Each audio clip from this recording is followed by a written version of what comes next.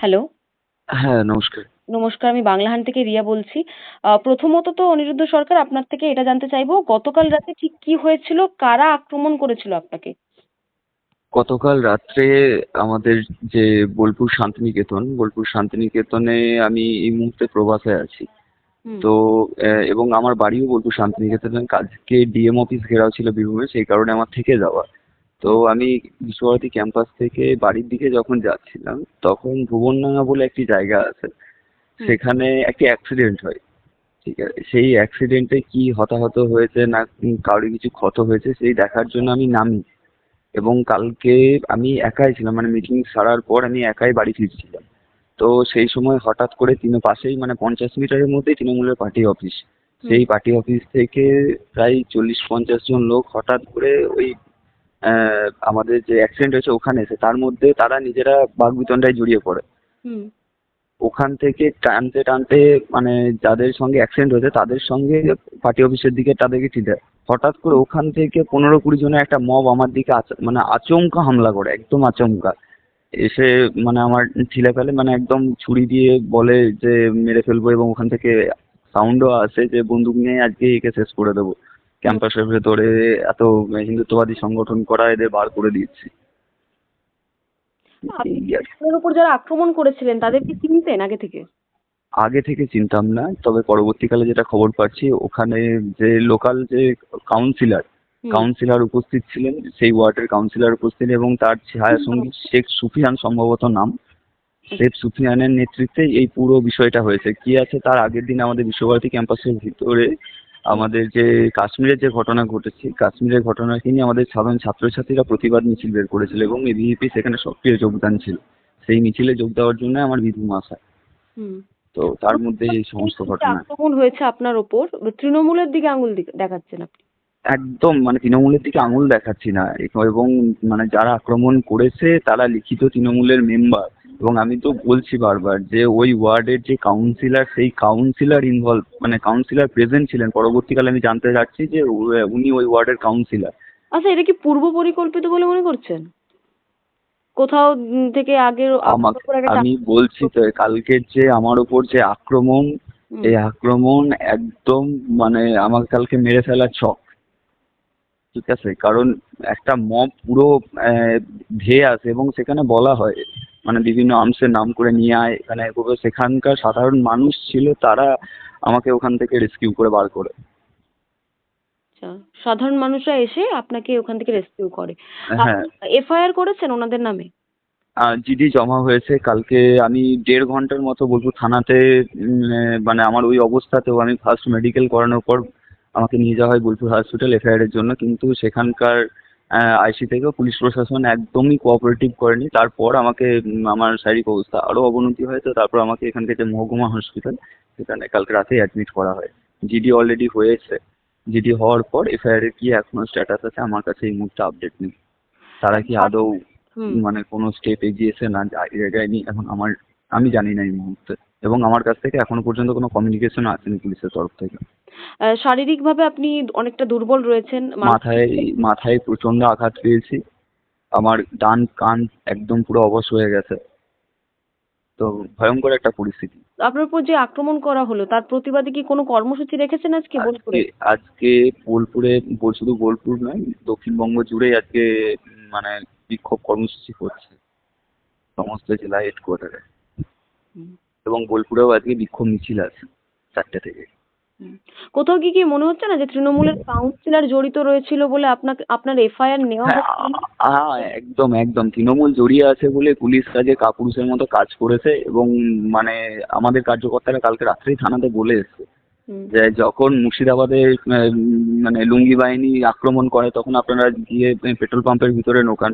রাজাবাজারে helmet ছাড়া যখন মানুষ চলাচল করে, তখন মুখ দিয়ে একটা আওয়াজ বেরোয় না। কিন্তু আজকে আমাদের যখন হিন্দুত্ববাদী সংগঠন করার জন্য বা রাষ্ট্রবাদী ছাত্র সংগঠন করার জন্য আক্রমণ হয়, তখন আপনারা এফআইআর করতে ভয় পান। হ্যালো, হ্যাঁ, শুভব্রত অধিকারী বলছেন? হ্যাঁ, হ্যাঁ, হ্যাঁ। আমি বাংলাহান থেকে রিয়া বলছি। হুম। গতকাল রাতে অনিরুদ্ধ সরকার আপনাদের এবিভিপি দক্ষিণবঙ্গের রাজ্য সম্পাদক যিনি রয়েছেন তার ওপর বেশ কিছু মব চড়াও হয়েছিল। ঠিক কি হয়েছিল ওনার সাথে, কারা আক্রমণ করেছিলেন ওনাকে, যদি জানতে পারতাম? অনিরুদ্ধ লড়াকু ছাত্রনেতা, হুম। বোলপুর শহর, সে যখন বাড়ি ফিরছিল রাতে, তৃণমূল কার্যালয়ের কাছে কিছু দুষ্কৃতী তাকে অতর্কিতে ঘিরে ধরে এবং দলবদ্ধ অবস্থায় মব লিঞ্চিং এর কায়দায় তাকে মারার চেষ্টা করে এবং ব্যাপক প্রহার করে। হুম। আমরা যে মব লিঞ্চিং শুনে এসেছি এতদিন বিরোধীদের কাছ থেকে, সেই মব লিঞ্চিং এর কায়দায় অনিরুদ্ধের উপর আক্রমণ হয়। বর্তমানে সে গুরুতর আহত অবস্থায় বোলপুর মহকুমা হাসপাতালে ভর্তি। তাকে উন্নত চিকিৎসার জন্য আমরা দেখছি কোথায় আনা যায়।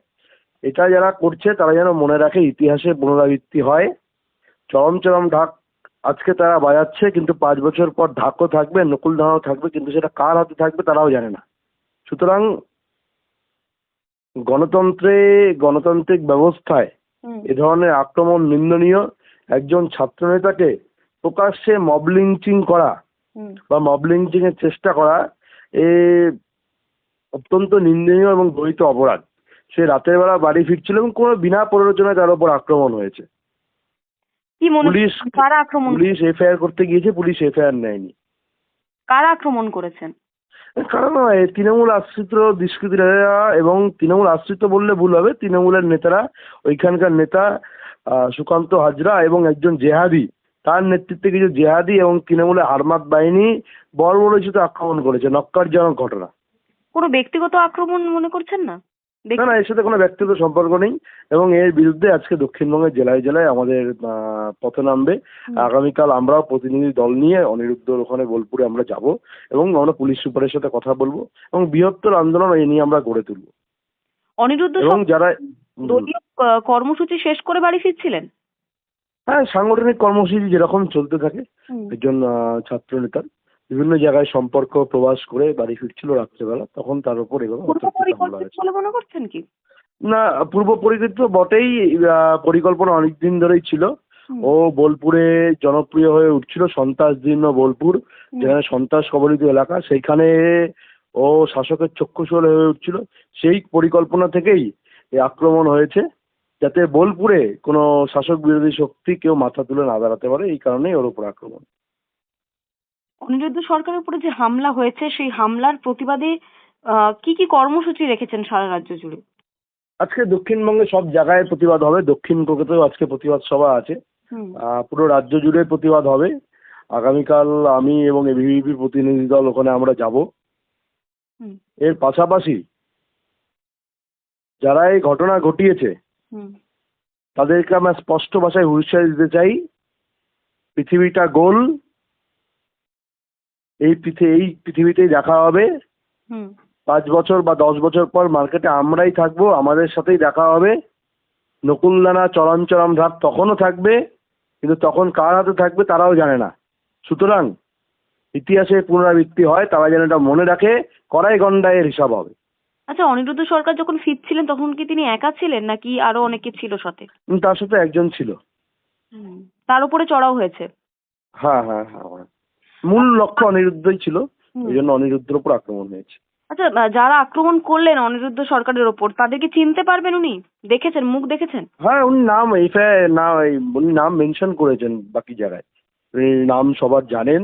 তো নাম, একজনের নাম সুকান্ত হাজার, একজনের নাম শেখ সামথিং আছে। এফআইআর কেন নিচ্ছে না?